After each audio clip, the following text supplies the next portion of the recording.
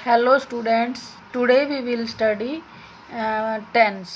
तो टेंस हम present indefinite, past indefinite और फ्यूचर इंडेफिनेट कर चुके हैं। आज हम करेंगे प्रेजेंट कंटिन्यूअस टेंस। तो हम स्टार्ट करते हैं आज प्रेजेंट कंटिन्यूअस टेंस।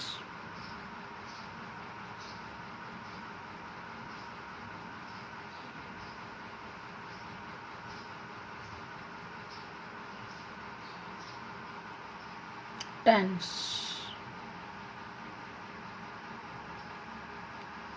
तो अब हम प्रेजेंट कंटिन्यूअस टेंस करेंगे। तो कंटिन्यूअस मीन्स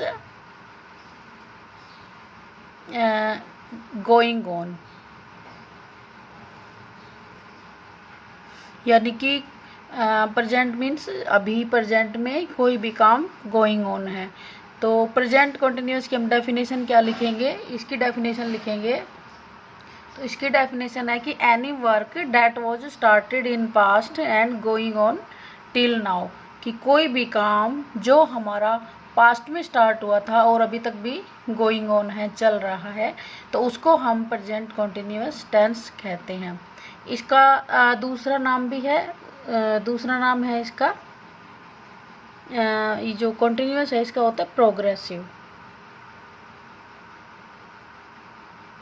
तो इसको हम कह सकते हैं प्रेजेंट प्रोग्रेसिव टेंस, क्योंकि अभी प्रोग्रेस में है, कंप्लीट नहीं हुआ है, फिनिश नहीं हुआ है, इसलिए इसको हम प्रेजेंट प्रोग्रेसिव टेंस या प्रेजेंट कंटिन्यूअस टेंस कहते हैं।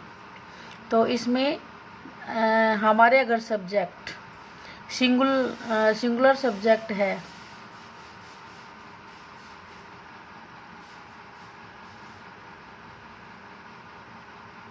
तो हमारी हेल्पिंग वर्ब आएगी सिंगुलर सब्जेक्ट में इज, और अगर हमारी प्लूरल सब्जेक्ट है तो हेल्पिंग वर्ब हमारी आएगी आर, और अगर हमारा सब्जेक्ट आई है, इफ सब्जेक्ट इज आई, अगर आई है तो हमारी हेल्पिंग वर्ब हो जाएगी एम। तो आपने इसकी डेफिनेशन भी पढ़ ली कि क्या है प्रेजेंट कंटिन्यूअस टेंस, की कोई भी वर्क जो पास्ट में स्टार्ट हुआ है और अभी तक चल रहा है उसको हम प्रेजेंट कंटिन्यूअस टेंस कहते हैं।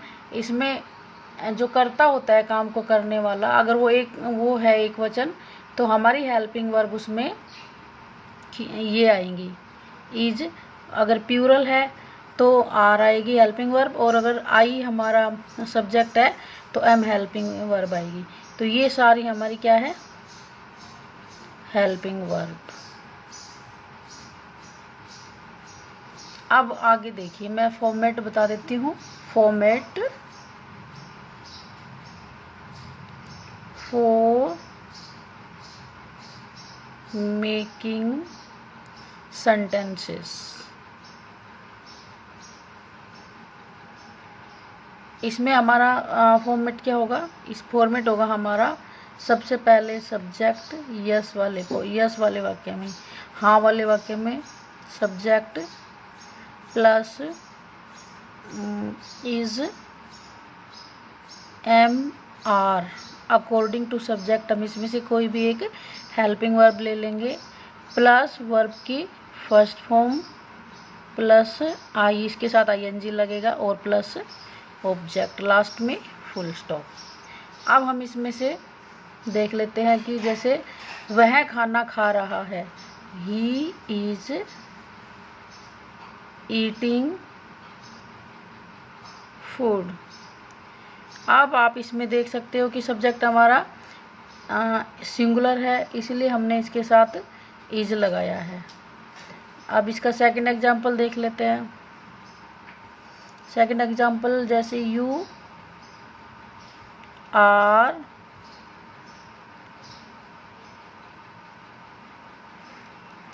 आर गोइंग टू मार्केट, जैसे आप मार्केट जा रहे हो। तो इस तरह से हमारे according to subject helping verb change हो जाती है। अब आई का देख लेते हैं, जैसे आई एम रीडिंग, जैसे मैं पढ़ रही हूँ। तो इस तरह से ये हमारा फॉर्मेट हो गया सेंटेंस बनाने का। इसी तरह से ये है यस। अब ये जो फॉर्मेट था हमारा, ये पॉजिटिव सेंटेंसेस के लिए था, मीन्स हाँ वाले वाक्य के लिए, कि जिसमें किसी वर्क का होना पाया जा रहा है। अब इसी तरह से इसके जो नेगेटिव सेंटेंस है उसका फॉर्मेट अभी बताती हूँ। उसमें फॉर्मेट में हेल्पिंग वर्ब के बाद नॉट आ जाएगा, जैसे कि सबसे पहले subject, helping verb is am are plus not plus verb की फर्स्ट फॉर्म प्लस आईएनजी। तो ये फॉर्मेट हो गया नेगेटिव सेंटेंसेस के लिए, कि जिसमें काम का नहीं होना पाया जाए, जैसे ही इज। अब इसमें तो खाना खा रहा था, तो खाना खा रहा है, इज है, इसलिए ही इज ईटिंग फूड, कि वह खाना खा रहा है। और इसमें नेगेटिव में क्या हो जाएगा, इज के बाद नॉट आ जाएगा।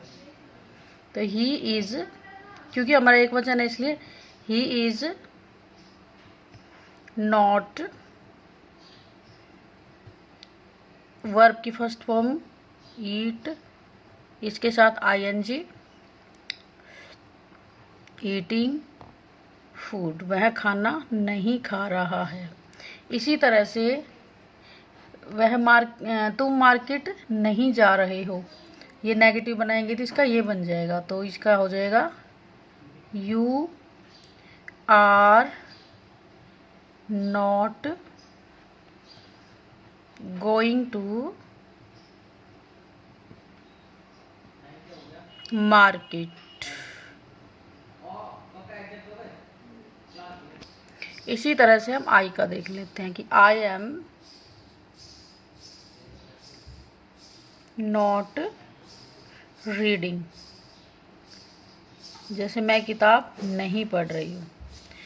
अब ये अभी तक तो हमने पढ़ा था कि प्रेजेंट कॉन्टिन्यूअस टेंस, इसमें हमने इसका सिंगुलर सब्जेक्ट के हो तो हेल्पिंग वर्ब हमारी ये आती है, ये पढ़ लिया।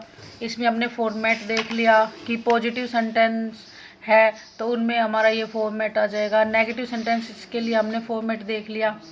अब हम इंटरोगेटिव सेंटेंसेस के लिए फॉर्मेट देखेंगे। Interrogative sentences, interrogative sentences. अब इंटरोगेटिव सेंटेंसेस कौन से होते हैं जी? Question asking sentences. तो इसमें क्वेश्चन मार्क आता है लास्ट में। अब इंटरोगेटिव सेंटेंसेस में क्वेश्चन पूछा जाता है तो इसका फॉर्मेट हो जाएगा, सबसे पहले इसमें इंटरोगेटिव सेंटेंसेस किसी में भी हम क्या करते हैं, हेल्पिंग वर्ब को आगे ले आते हैं। तो सबसे पहले इज, तो ये फॉर्मेट हो गया इंटरोगेटिव सेंटेंसेस के लिए। इज एम आर हमारा पहले आ जाएगा, इसके बाद सब्जेक्ट, इसके बाद वर्ब की first form plus I N G plus object. अब इसका हम एग्जाम्पल कर लेते हैं, जैसे जैसे कि वह स्कूल जा रहा है, ये तो हो गया पॉजिटिव। तो इसमें हमारा बन जाएगा इज ही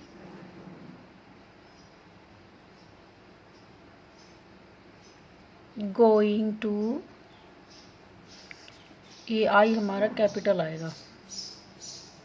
तो is he going to school, तो इसमें क्वेश्चन पूछा गया है कि क्या वह स्कूल जा रहा है, और लास्ट में जब क्वेश्चन पूछते हैं तो क्वेश्चन मार्क लगाते हैं। तो ये सेंटेंस हो गया हमारा।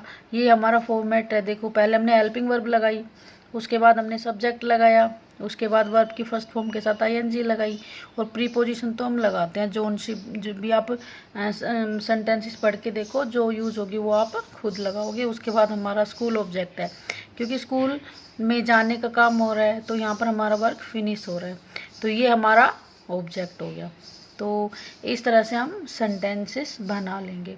अब एक यू का देख लेते हैं। Are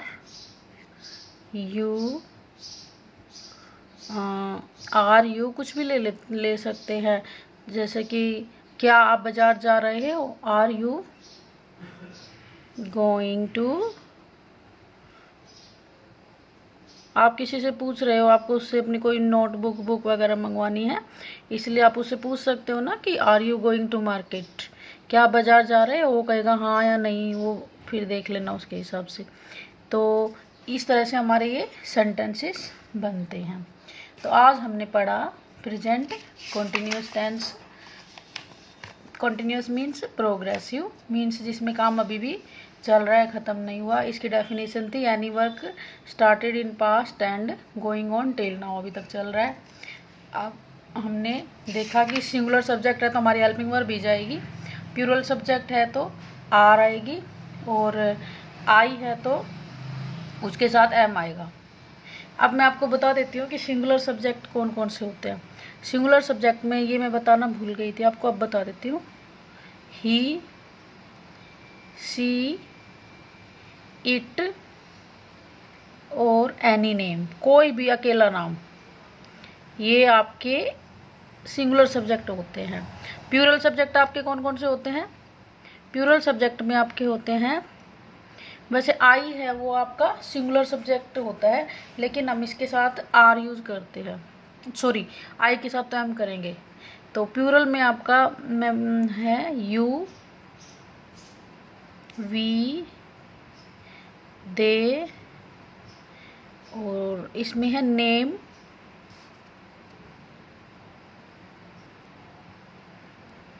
more than one. अगर एक से ज़्यादा नाम आ जाता है तो वो भी आपका प्लूरल बन जाएगा। अब आपको पता चल गया, आई के साथ एम आएगा हमेशा कंटिन्यूअस में, और जो ईच है वो किस किस के साथ आएगा। अगर आपका कर्ता सब्जेक्ट ही है, सी है, इट है, या कोई अकेला नाम है तो उसके साथ आप ईज लगाएंगे। और आर किसके साथ लगाएंगे? यू अगर आपका सब्जेक्ट है, वी अगर आपका सब्जेक्ट है, दे अगर आपका सब्जेक्ट है, या कोई दो या एक से ज़्यादा नाम, यानी कि दो या दो से ज़्यादा नाम हो तो आप उसमें आर लगाएंगे, और एम हमेशा आई के साथ आएगा। तो ये आपको मैंने पूरा प्रेजेंट कंटिन्यूअस टेंस बता दिया, और इसमें मैंने आपको पॉजिटिव सेंटेंसेस भी बता दिए, उसका फॉर्मेट भी बता दिया। ये वाला फॉर्मेट पॉजिटिव सेंटेंसेस के लिए है, हाँ वाले वाक्य के लिए जिसमें किसी काम का होना पाया जाए, और ये आपका नेगेटिव सेंटेंसेस के लिए है जिसमें काम का नहीं होना पाया जाए, ये फॉर्मेट उसके लिए है। और ये लास्ट में है इंटरोगेटिव सेंटेंसेस के लिए, तो इसके लिए आपका फॉर्मेट ये हो जाएगा। तो इस तरह से आपने आज सीखा प्रेजेंट कंटिन्यूअस टेंस। अब आप इसको ध्यान से सुनने के बाद एटलीस्ट 20 सेंटेंसेस ऐसे लिखना जो प्रेजेंट कंटिन्यूअस हो।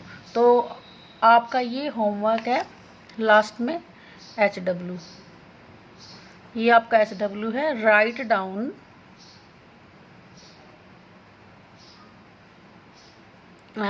20 सेंटेंसेस।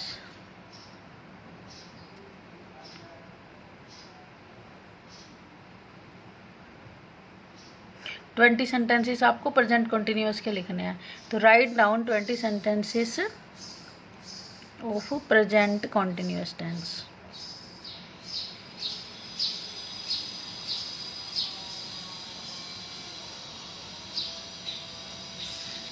तो ये आपके प्रेजेंट कंटिन्यूअस टेंस के लिखने हैं, और ये आपको मेरी व्हाट्सएप नंबर पर भेजने हैं। तो आप कल मैं आपको पढ़ाऊँगी पास्ट कंटिन्यूअस टेंस। तो ये टेंस आपको आई होप कि अच्छे से समझ में आ गया होगा। अगर फिर भी आपको कोई दिक्कत इसमें आती है तो आप मुझसे कॉल करके पूछ सकते हो, और मुझसे जब आपका मन करे पूछ सकते हो, यानी कि आपको अच्छे से समझ में आना चाहिए, और आप इसको ज़रूर पढ़ना। एटलीस्ट आप इसको 20 मिनट के लिए ज़रूर सुनना और सुनने के बाद ये 20 सेंटेंसेस लिखना। So all students have a nice day.